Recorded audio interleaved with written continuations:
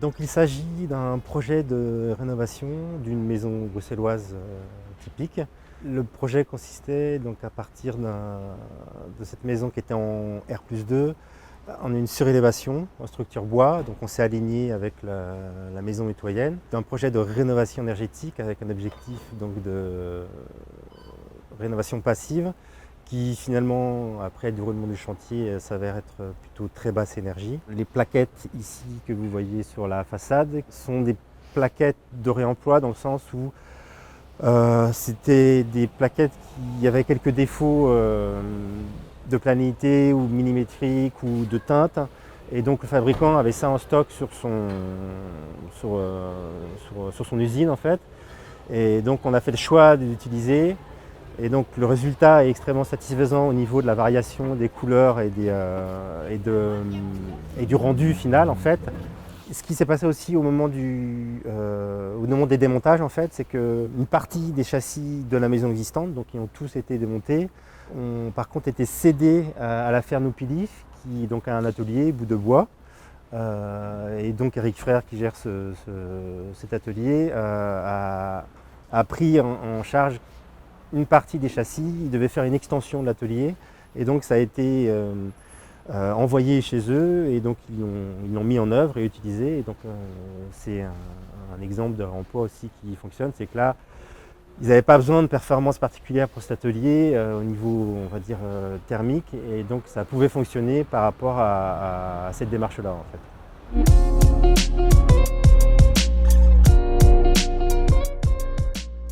Donc ici on se trouve au rez-de-chaussée de l'immeuble. Donc il y a deux entrées indépendantes. Dans la partie qui anciennement était un commerce et encore anciennement un lavomatique. Et donc il a déjà connu diverses évolutions programmatiques et ça sera le cas avec le projet. Donc c'est prévu pour être un bureau en fait.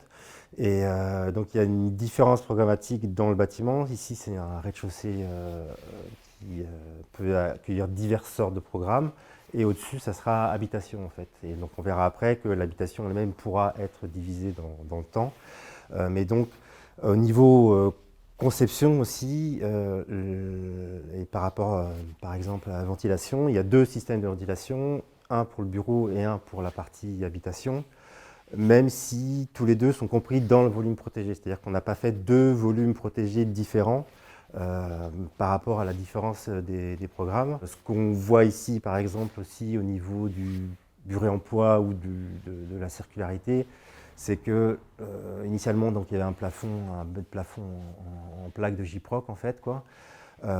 Et l'ossature, enfin, une fois qu'on a démonté le Gyproc, le projet était de tout démonter, de tout déplafonner, de tout réisoler.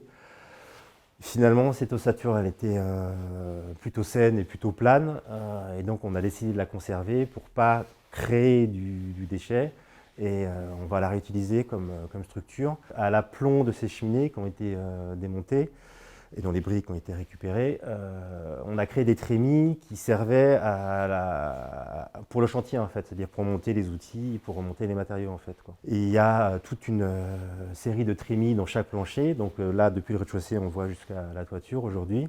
Et donc l'idée, c'est, on va refermer bien sûr ces planchers, mais on va la refermer avec des caissons en fait, pour pouvoir éventuellement, dans le futur, restituer ces trémies et pouvoir éventuellement aussi communiquer entre les étages. Ce n'est pas des escaliers super confortables, mais au moins on a conservé la possibilité de pouvoir faire communiquer les espaces entre eux au niveau de ces trémies-là en fait, quoi.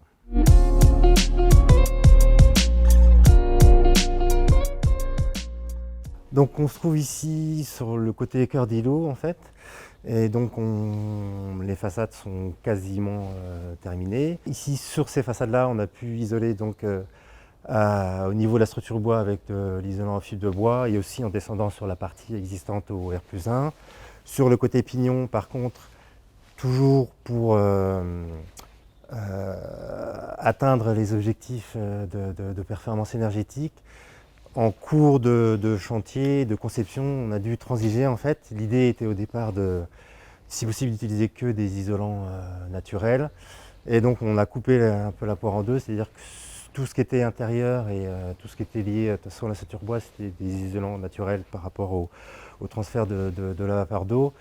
Mais par contre, dans certaines zones, on s'est tourné vers des isolants moins naturels, on va dire, pétrochimiques, clairement. Sinon, on n'était pas assez performant. Et donc, bon, ça pose la question justement de ce type de rénovation, c'est-à-dire qu'on souhaite effectivement être le plus naturel possible, mais parfois il y a des équilibres à trouver qui ne sont pas évidents. Donc là, on a fait ce choix-là. C'est lié à ce projet-là, il n'y a pas on ne fait pas une règle pour l'instant de toute façon en fait, quoi. Donc là, l'enduit que vous voyez sur la façade arrière, c'est un enduit à la chaux justement qui est appliqué sur un isolant en fibre de bois, en panneau de fibre de bois compressé. Donc là, on a de l'isolant donc XPS qui est en fait donc du réemploi ou de la récupération qui a été proposé par l'entreprise Jacques Delens il y a déjà un certain temps, maintenant plus de 2 ans. Et donc on a pu récupérer une centaine de mètres carrés. C'est des gens qui avaient été utilisés pour faire de mémoire des tests ou dans une grosse opération sur le canal. Pour faire des appartements témoins, voilà. Et donc, ils ne pouvaient pas le remplir sur site, eux, et donc soit ils le jetaient, soit c'était récupéré.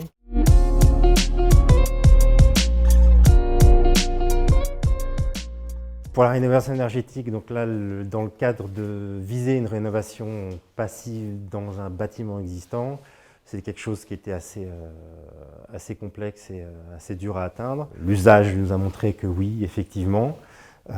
C'était quoi la principale contrainte en fait qui a fait changer d'objectif? C'est que on pouvait isoler beaucoup. Donc par exemple la toiture, l'ossature bois de la toiture fait 40 cm. On a 20 cm d'isolant en plus sur le mur pignon et sur les façades extérieures côté cour.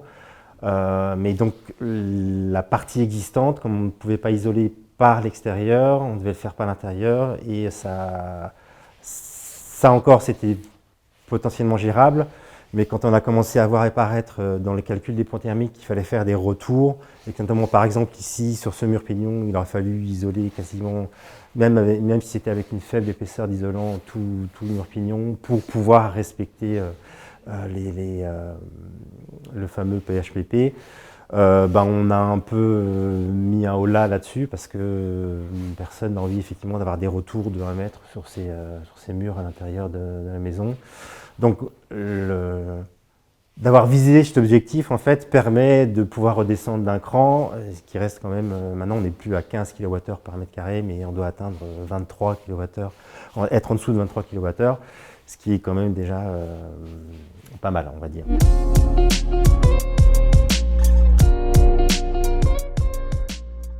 Le deuxième point, pour l'utilisation du BIM, c'est donc quelque chose qui a été vraiment utile parce qu'on a un peu suivi toute la chaîne numérique, c'est-à-dire que grâce à l'aide de Bicircular, on a pu avoir un scan 3D de la maison existante.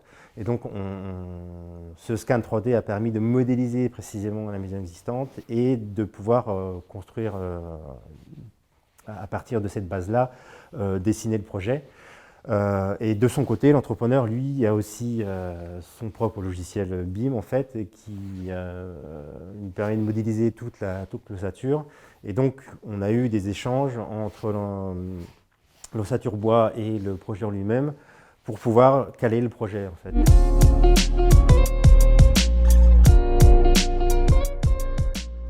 Par rapport au principe de l'économie circulaire, donc c'est à ce niveau-là, si par exemple qu'on a mis en place les briques de réemploi. Et donc là, il y a 3 types de briques. Il y a les briques du mur mitoyen existant, en fait, où on voit encore la trace de la toiture du voisin. Il y a une partie en briques de réemploi, donc on est arrivé à peu près une dizaine de mètres carrés. Et puis après, on a épuisé les briques qu'on pouvait extraire de la maison, donc on est parti avec des blocs en terre-cuite traditionnels. Dans le domaine des principes de l'économie circulaire, ce qui sera plus impactant, je pense, sur la maison aujourd'hui, c'est le fait qu'on a décidé à ce niveau-là et au niveau en dessous de mettre en place des cloisons donc démontables Donc c'est en cours d'analyse, ça sera fait par Atelier de l'Avenir en fait, qui a construit donc la structure bois qui a permis la surélévation de la maison. Et donc ils ont un prototype de cloison qui marche par module d'ossature de 60 ou 70 cm, qui viennent ensuite accueillir des panneaux de finition.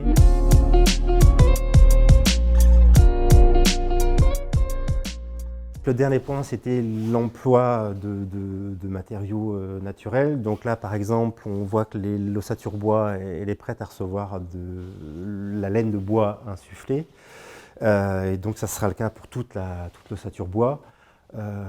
Et le principe qui s'est dégagé, c'est que toujours pour conserver des performances énergétiques par rapport aux objectifs, on n'a pas pu employer des matériaux naturels sur toute la maison en fait, et donc on a conservé un principe que quand c'était en extérieur, à ce moment-là, on pouvait s'autoriser à utiliser des isolants moins naturels, on va dire, et donc issus de la pétrochimie. Et donc ça pose la question effectivement de comment améliorer les performances d'une maison tout en restant vertueux par rapport à l'utilisation de la matière. C'est un équilibre à trouver qui n'est pas évident en fait, quoi. Et donc, par rapport à ces 4 piliers, en fait, ils sont aussi apparus évidents au fur et à mesure de la conception, c'est qu'ils ont des liens entre eux, en fait, quoi. C'est-à-dire que l'hypothèse qu'on a faite, c'est que l'utilisation de ces 4 piliers de façon concurrente leur permet à chacun d'apporter plus que ce qu'ils apporteraient si on les employait tout seul, en fait, quoi.